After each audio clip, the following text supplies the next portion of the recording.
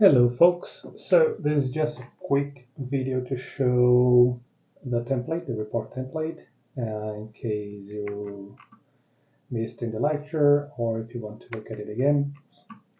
So this is just mimicking the template for the portfolio part 1, but you can use this template to use your portfolio part 2 or 3, or your group report can be based on this as well. You just need to change it accordingly. The table of contents here, as you can see, it's automatically generated, and I'll show you how to update it later. But here we go. Remember to change this to the month you're working. Actually, this is July right now, as you can see right here. We put a September as we're starting in September. You just need to put a brief introduction, a brief theoretical discussion of your work. All right, remember there is a word limit for this. You need to be within that word limit. Otherwise, it takes me forever to mark your coursework. So try to be succinct. And also note that the paragraphs, they are justified.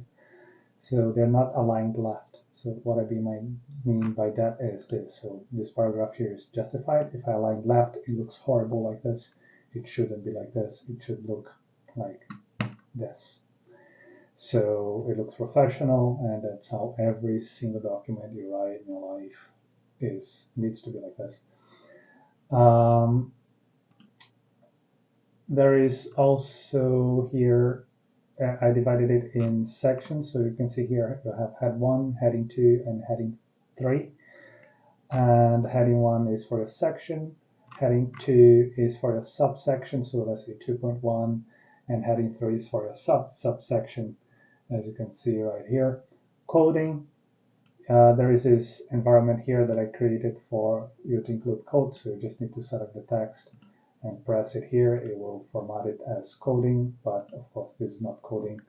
It is just a normal text, so do not take pictures of your phone and put the code from a picture or the results from the oscilloscope or whatever that you're going to be using. If you can take a screenshot using the computer, please do that. Right? Use the screenshot button from your keyboard to do it. And here another subsection if required, just an example. So week 2 activities, again, I'm just showing here, you will need to include pictures into your report. So here I show a picture telling you how to insert a caption. So this is a caption right here into your picture. So insert caption, you right click on the picture, insert caption, and then you put the caption in there. By default, it generates with a different font, so I just select everything and change it to black and remove the italic from it. As simple as that. This is for every font that I happen to put into, every caption that I happen to put into the document. Of course, you need to discuss the results that you present. This is in a subsection within with 3.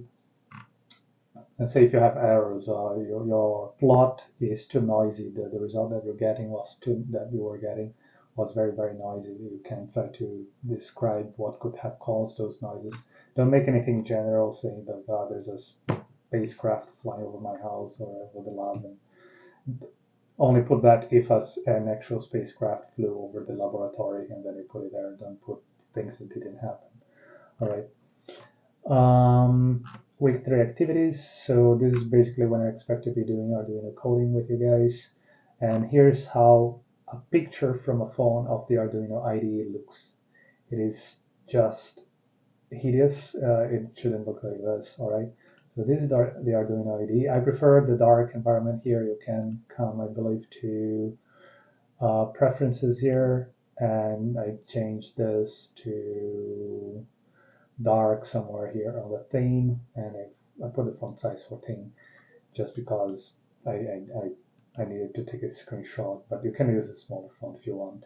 Just make sure it is legible in the text right there, but it's simple as that. Just click File, Preferences, and change it to dark. It looks much nicer in my opinion, but that's entirely up to you. Why do I prefer this? Because when I copy the code from here, so the Ctrl-C, and I paste it in here.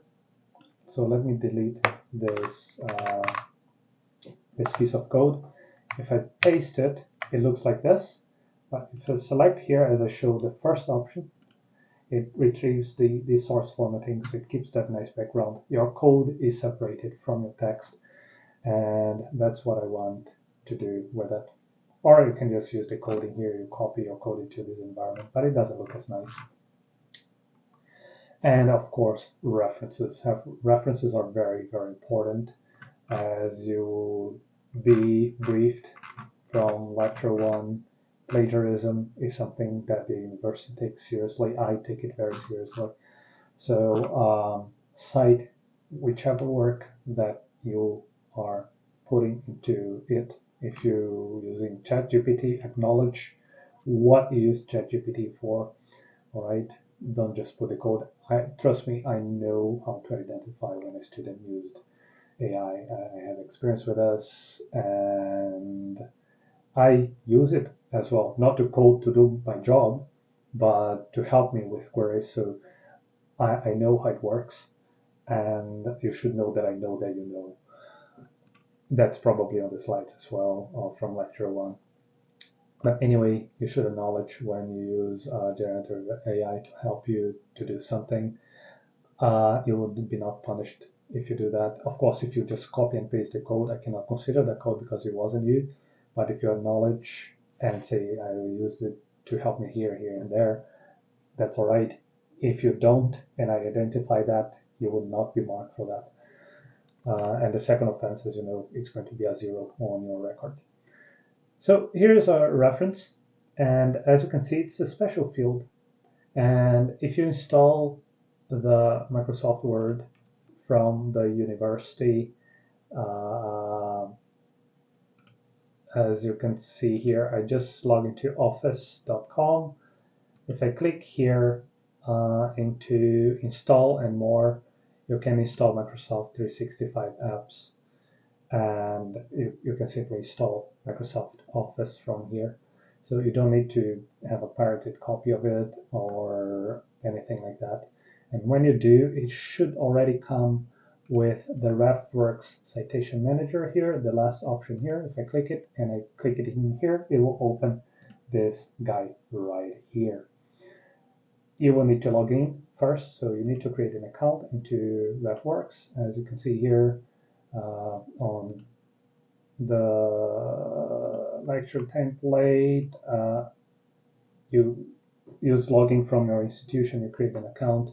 I put my email and the password that I generated for it. And I recommend you to use a password generator like this. It makes your life a lot easier. But anywho, this is the here in the center, what you will see for Refworks. You can see I have a library here for EEE835. I have a library here for collaboration work that I'm doing, an entitled project for generic stuff, another collaboration project that I'm working on. So you can be very organized with Refworks. If I click in there, you can see all the references that I have in here. And if you want to simply create a reference, you don't need to do all the hard work. You just need to come here to add and create reference manually. So let's say you want to cite something like, I'll just come to IEEE Explore. This is the main hub for papers in electronics. Let's just put like Arduino. And as you can see, you can do an institutional login here. So if you click there, you see the red lock here. That lock, this means that you need to pay for that. However, if you just put here Ulster University, and if you're already logged in the browser, you see that the university provides you access to that. This is a book, so books are rarely allowed to be accessed, but let's say if you want to look at a journal or something like that, right? So it's just an example. I put examples of a book, of a website in there. I didn't put up a book of a paper. So I'll just click here and I will copy the title of this paper, and I'm going to paste the title in here. Click this lightning bolt, and ta-da, it is right here. I save, and every single detail from that paper is saved. The moment that I come to the document that I'm writing and says here, or a random reference with an Arduino project from a scientific paper. It's not showing here, just need to update.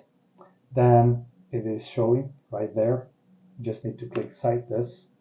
It formats for you. You just need to come here, finish the job. And at the end, you see here, I already have the references. So it updated for me because I have this marked. So if I untick here, it disables. I recommend to only put this after you finish. So every time you add a reference, you don't slow down your computer. So once you finish, you click in here and it creates the bibliography for you. As you can see, I created a reference here as a section using the heading. So heading 1 right here. So I don't need this. You can edit this, feel free to do it. Bring it to the top and then bring it closer to your references, and that is looking very nice. And for the citation style here, I have my own here for IEEE. I made some modifications. The one that comes with it is not really good, but you just need to click here, IEEE, and choose the IEEE Institute of Electrical and Electronic Engineers. I just made some modifications here. The website wasn't showing correctly, but I will not care. As long as I have a source from you, I will be happy with that. Just cite whichever sources you have from outside or from inside as well. Okay, I think that's everything for this video. If you don't have RCM and you have your own copy of Microsoft Word, I believe that you can come into add-ins here. And because this version of Word is managed by Ulster University, you see the store is not available, but you see here that the admin managed is available here. You can just click here on the store and look for the Refworks Citation Manager. It is very, very easy to install. And that is all. I believe that everything that I wanted to show in this video is right in here. I will make available as well a LaTeX template for a report. Right, it won't be exactly like this one.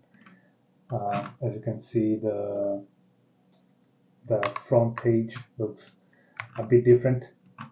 So this is your coursework specification, and in my opinion, using LaTeX, it looks much nicer and it's a lot easier to organize everything, create links to whatever I want to go, and to the references as well. It references in IEEE style correctly, create appendixes. So if you know LaTeX, I can provide you with the template code. So LaTeX basically coding the text. Here's the code, and here's the PDF that it generates. I'll be providing that as well. And yeah, that's it. I'm already speaking more than I should, and bye-bye.